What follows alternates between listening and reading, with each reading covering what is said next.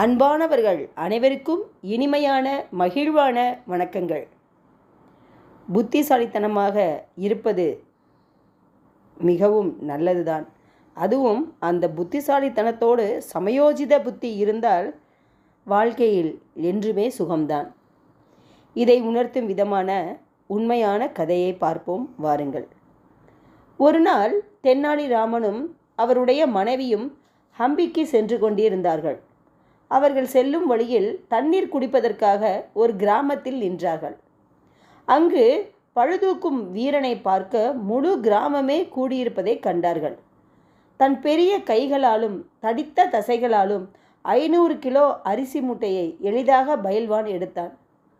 தென்னாலிராமனுக்கு பக்கத்தில் இருந்தவர் 500 கிலோ அரிசியை தூக்குவது எளிதல்ல என்று கூறினார்.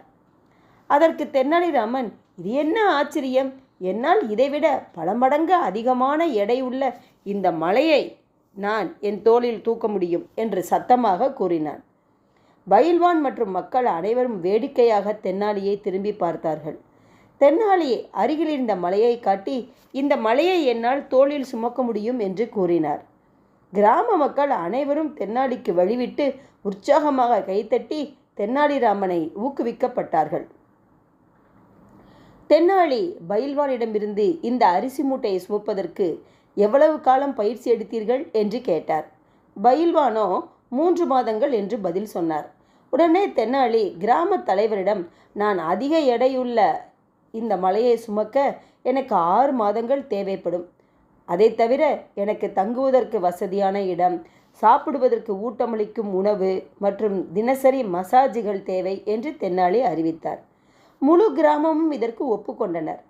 தென்னாலியின் இந்த சாதனையை பார்க்க ஊர் மக்கள் அனைவரும் ஆவலுடன் இருந்தார்கள். ஒவ்வொரு நாளும் அவருக்கு உணவு கொண்டு வரப்பட்டது. அவருக்கு தேவையான மசாஜுகள் செய்யப்பட்டன. தென்னாலியும் அவரது மனைவியும் 6 மாதங்கள் ஆடம்பரமாக வாழ்ந்தார்கள். கடைசி நாள் வந்தது. தென்னாலி என்ன செய்ய போகிறார் என்று காத்து கொண்டிருந்த முழு கிராமமும் மலையின் அடிவாரத்தில் கூடியது.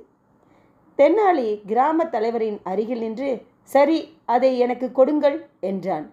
என்ன கொடுங்கள்? நீங்கள் மலையை எடுக்க வேண்டும் என்று கிராம தலைவர் கூறினார். நான் மலையை எடுப்பேன் என்று சொல்லவே இல்லையே, தோளில் சுமைப்பேன் என்றுதான் கூறினேன். எனவே மலையை எடுத்து என் தோளில் வையுங்கள், நான் சுமைக்கிறேன் என்றார். தென்னாலி செய்ததை உணர்ந்த ஊர் தலைவர் சிரிக்க ஆரம்பித்தார். வேற என்ன பண்ண முடியும்? ஏன்னா அவர் சொன்னதை யாரும் சரியாக காதில் வாங்கலை.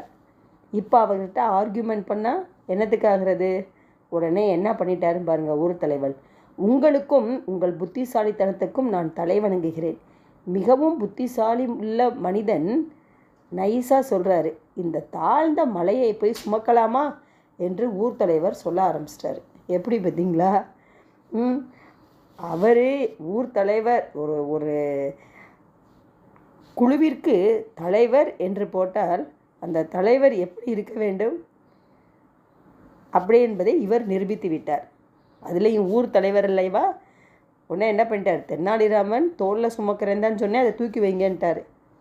உடனே புத்திசாலித்தனமாக இவர் ஊர் தலைவர் என்ன சொல்லிட்டாரு, ஆஹா, இந்த தாழ்ந்த மலையை இவ்வளோ பெரிய தோல் சுமக்கலாமா, இதை விட பெரிய மலையை பார்க்கலாம் அப்படின்னு டக்குன்னு என்ன பண்ணிட்டார், அவர் கட் பண்ண ஆரம்பிச்சிட்டார். இது நகைச்சுவை கதை தான், இருந்தாலும் நமக்கு கற்பிக்கும் பாடம் என்னங்க, தெளிவான அறிவும் புத்திசாலித்தனமும் இருந்தால் எந்த ஒரு சவாலையும் சந்திக்க முடியும். இது 2 பேருக்குமே தான். யாருக்கு? அந்த ஊர் தலைவரும் புத்திசாலி தான், சவாலை சமாளித்தார், சந்தித்தார். அதே மாதிரி தென்னாலிராமனும் சவாலை சந்தித்தார், தெளிவான அறிவிருப்பதால். இதுதாங்க உண்மையும் கூட. பல நேரங்களில் நமக்கு புத்திசாலி, அதாவது புத்தி இருக்கும், தெளிவான புத்தி இருக்கும், ஆனால் அந்த சவாலை எப்படி சந்திக்கிறது அப்படிங்கக்கூடிய அந்த சமயோஜிதம் இல்லாமல் இருக்கும். 2ம் சேர்ந்திருந்ததுன்னு வச்சுக்கோங்களேன், தெளிவான அறிவும் புத்திசாலித்தனமும் இருந்தால் எந்த ஒரு சவாலையும் நம்மளால் சந்திக்க முடியும் என்பதுதான் இந்த கதை நமக்கு உணர்த்துகிறது. வாருங்கள், மீண்டும் அடுத்த கதையில் உங்களை சந்திக்க வருகிறேன். நன்றி, வணக்கம். வாழ்க வளமுடன், வாழ்க வையகம். இந்த வீடியோ உங்களுக்கு பிடிக்கும்னு நினைக்கிறேன். லைக் பண்ணுங்கள், ஷேர் பண்ணுங்கள் அண்ட் சப்ஸ்கிரைப் பண்ணுங்கள். தேங்க்யூ.